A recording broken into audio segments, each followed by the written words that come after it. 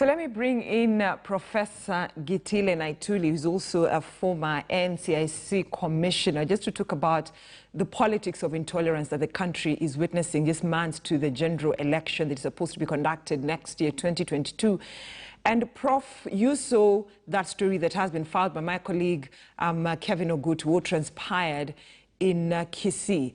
And it happened in front of the second person in command, that is Deputy President William Ruto and former Prime Minister Raila Odinga. And they sat and watched as their foot soldiers were fighting. You know, this is so unfortunate, but let me say this. The political class in Kenya is not unique, so it will challenge our democracy. We need to understand that. We saw what Trump was able to mess up our own democracy over 200 years, 240-something years, actually. So there's bandit people everywhere. What the difference between Kenya and America is the institutions in America, they were firm. They were firm, they upheld the law. Now, for these members of parliament, which we call honorable, because when you are called honorable, what is honorable is the office you owned. That is what is called honorable. When they fight in public, then they are allowed to go home by the police when they have already contravened section 92 of the penal code, which mandates a maximum sentence on conviction of 1 year. Meaning both of them should, even as we speak, should be arrested and charged under that section. And both should lose their seats. When we impartially, when we apply the law impartially, then we create trouble for ourselves, because the law must be applied regardless of who is offending it. So those people should never have gone home yesterday, those two ministers, because the penal code under section 92 is very clear. It's called the offense of affray, fighting in public. These people fought in public. They should never have gone home. There was police officers there. It's irrelevant what the deputy president or the former prime minister thinks. That's completely irrelevant. The offense of affray was committed under the glare of the public. All right. But then, Prof, just from your explanation, then it means the two leaders, the honorable members of parliament, which you said, why should you be called honorable, but your behavior doesn't display that. But then my question is, so does it mean that they've not just failed the people that they represent at the constituency level, but they failed the office that they hold? They failed the office, and under Chapter 6, Article 73 of our Constitution, it is very clear that you should uphold the dignity of that office. So they failed the office they hold, they failed the people of Kenya, they failed those who elected them. But more so, our security apparatus, the people we have trusted to protect us from bad behavior. These people also failed us yesterday, but I'm not saying they will fail us today because the offense was committed. So we expect these people to be charged under affray and face the law like any other Kenyan. So let's look at the reaction of the deputy president and that of the former prime minister. These are two senior political leaders in the country. Their statement after they saw what happened, because Kenyans expected them to castigate these leaders and probably ask them to apologize to the people who attended the funeral, because they were fighting during a funeral, that had been organized, ceremony that had been organized for the deputy governor of Kisii County, that is Joash Mangi. It was really an embarrassing scenario to witness. It's clearly a horrible embarrassment, because you go to a funeral to sympathize and to mourn together with the bereaved. But our politicians is like they have no heart. And that's why they are not able to feel our pain. Even when we were bereaved, they can't feel our pain. They see their political agenda, which is not even intelligent, because a brilliant political agenda as a program for the future of your people, the future of the country. So the failure of both the leaders, not to condemn, because condemning is not enough, but to order an arrest, because the deputy president is the deputy president of the Republic of Kenya. He shouldn't have ordered arrest. The prime minister also, I mean, I know he was trying to say that he's not in the government, but we know that from 2018 he has been part and the parcel of Jubilee. So part of our weakness, our failure as a country is also dishonesty. We are willing to tell a lie in public when we are seeking a high office, and then ourselves we are gullible as voters. We accept these lies.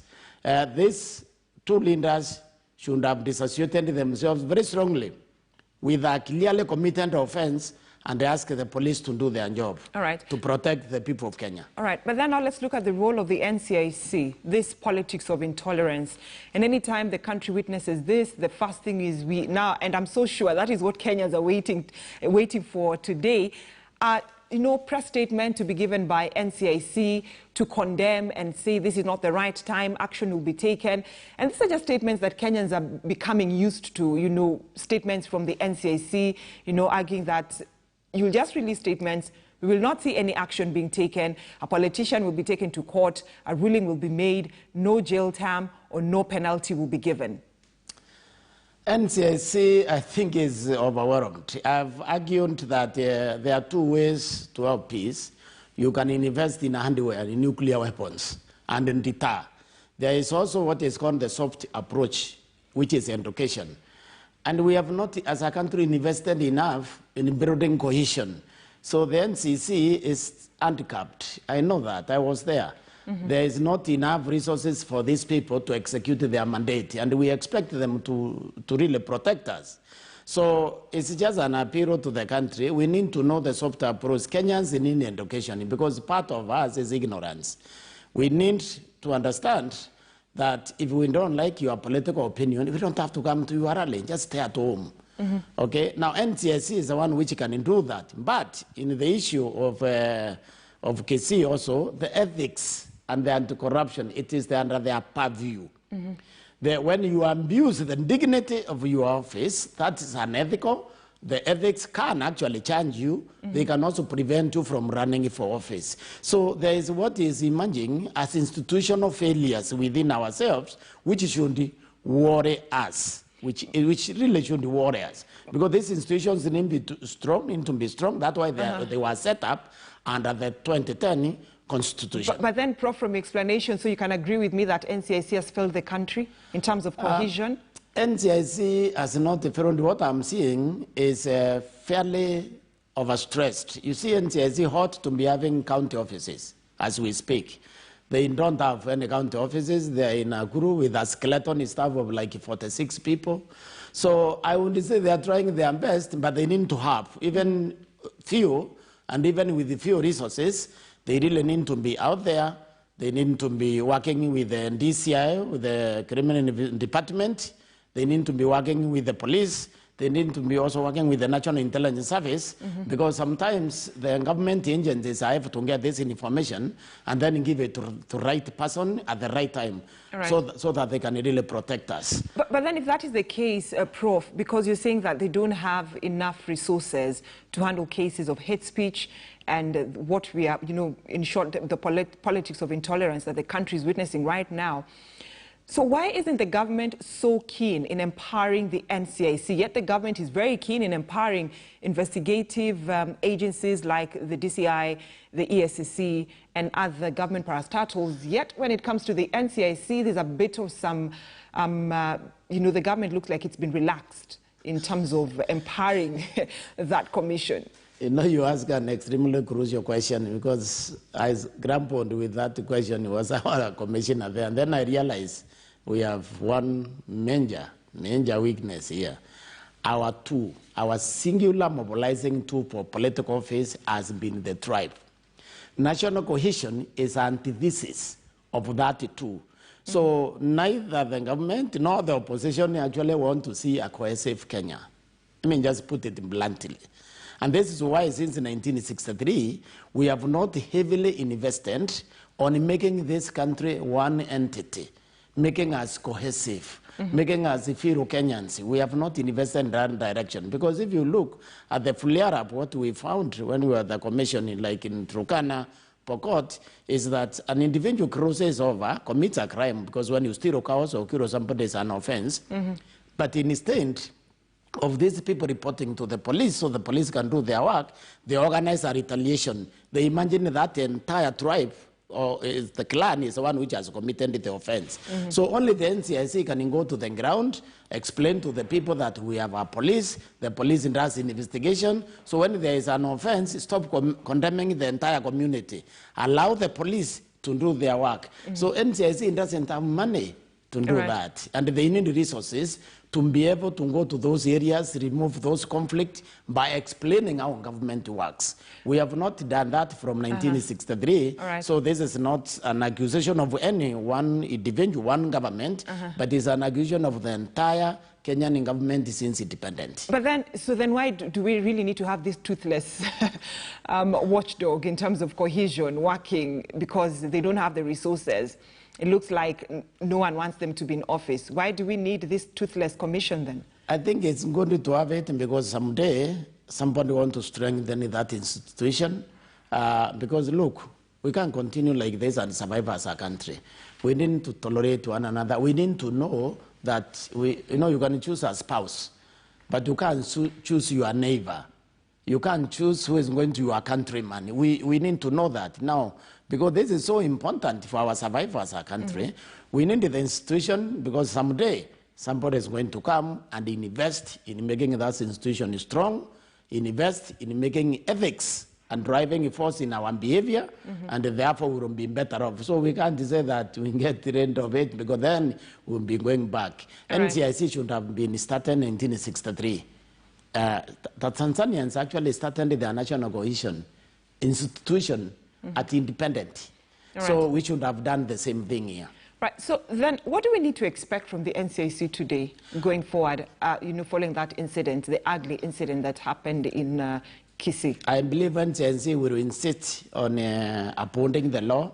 NCIC knows that an offense under the Penal Code, Section 92, was committed, an offense of robbery, an offense of fighting in public. NCIC will insist that the police do their job, because fighting in public, unfortunately, is also not part of the NCIC Act. NCIC comes in when there is vilification of communities, when there is outright incitement. Of course, what one of the MPs said amount to incitement, because we have agreed as a country we forgive one another for our historical misadventures. So reviving that amount to incitement. So then NCIC will come out, I believe, in the next few days, because it is their job to point to us where we are failing, and they will point. But there's the role of the police eventually. The police has an effective power to come in anywhere a crime is being committed. That is what we need to understand. But then, Prof, allow me to cut you short. This pointing that you're talking about, the NCIC should come out and point out, this is what went wrong. These are the agencies, government investigative agencies, authorities that should have taken action yesterday. And that pointing is what I was talking about earlier on when we began this conversation. Kenyans are now used to NCIC just pointing fingers and calling these politicians to the head office at the KMA in Upper Hill to record statements, and then we just wait and see what happens. And this has given politicians the room of continuing with this politics of intolerance. When we were there, we had proposed to Parliament that NCIC get prosecution powers, and I hope that is still under consideration. You see, NCIC can only use the police. They can only apprehend using the police, and they take you to court. But once you're in court, then you're under the hands of DPP, and then the NCIC basically becomes a witness. So I think there is some rearrangement of the law. We need to reinforce and strengthen the law, the NCIC Act, so that some of these roles that the NCIC plays as now teeth to bite. But as they said now, NCIC relies on other institutions to enforce its act, which is okay, but they really need some more strength. They need resources, and they need the institution legally strengthened so that they can deal with this situation. Because it looks like, laws come, we make laws, because we are not able to live by the law of God, the law of good action. Then the law comes externally to put that through straight and narrow. In fact, I was about to ask you about, the NCIC Act, because it looks like that is what is failing that commission. But it's good you've answered it, Prof. But then it begs the question, so who's failing the NCIC? Who's making the NCIC to look toothless and failing the country? Is it the investigative agencies? No, it's really generally the society. If you look at that law, is very weak. If you look at the law implementing Article 73, that is Chapter 6 of the Constitution, is also deliberately made weak. So our lawmakers is like they have agreed to deny power to our institutions to control, to appropriately control the country, appropriately enforce the law. So there is this weakness, but I think every country goes through ups and downs.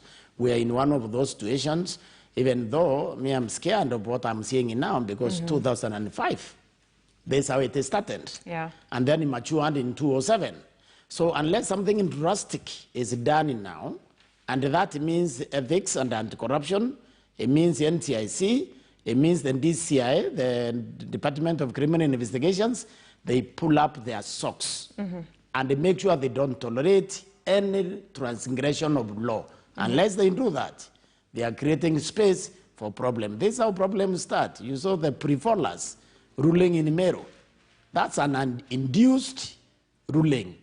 Because this is a judge knows clearly how judges are removed through a tribunal. But issues are ruling which is unimplementable. This is how you reduce the respect for the institutions from the public. It is dangerous. So this is why we are saying when things like those happen, we need the strength of institutions. Like law society now should move and disbar that judge from acting, from being a judge, if they can manage. So, so that whenever you make a decision, consider the public, consider how we receive it.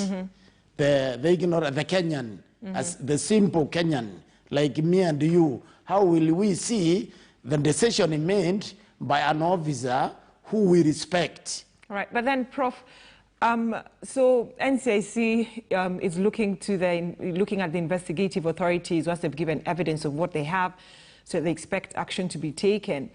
But let's look at the role of the senior political leaders in this country. And the senior political leaders, I'm talking about the first man in command, that is President Uhuru Kenyatta, as we end up this conversation, Prof, and the second in command being the Deputy President, and also former Prime Minister Raila Odinga. These are people that Kenyans of late have seen them talk at each other and not to each other. Yet we're talking about cohesiveness, unity, as we head towards the 2022 general elections. So do you think these three top leaders of this country have failed the nation and also failed the NCIC itself? This is where I think we need to retrace back, go back to ourselves and realize that the whole is greater than the sum of its parts. This country is bigger. We need to bequeath it to our future generations and the way we have inherited it in the past. And I strongly feel that the leaders, they need to talk together. We can differ, and that's what we need to accept. Differing does not make us enemies. We can be opponents, but we are not enemies because we are playing in the same team, and this team is called Kenya. When we are playing in that team, there is no enemies. So our leaders, they need to, there's some levels of consciousness because the society seems actually to have grown faster than its leaders.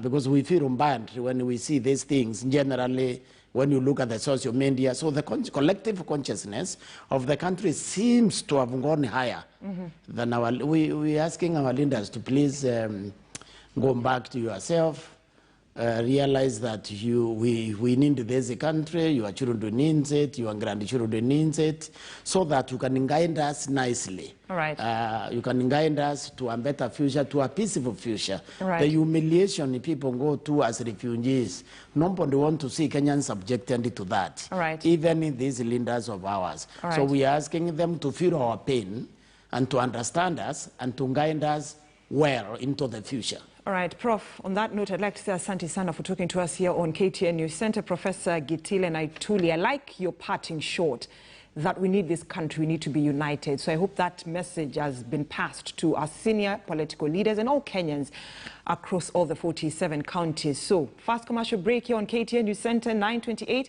I'll be right back with more Making the Headlines in just a few minutes.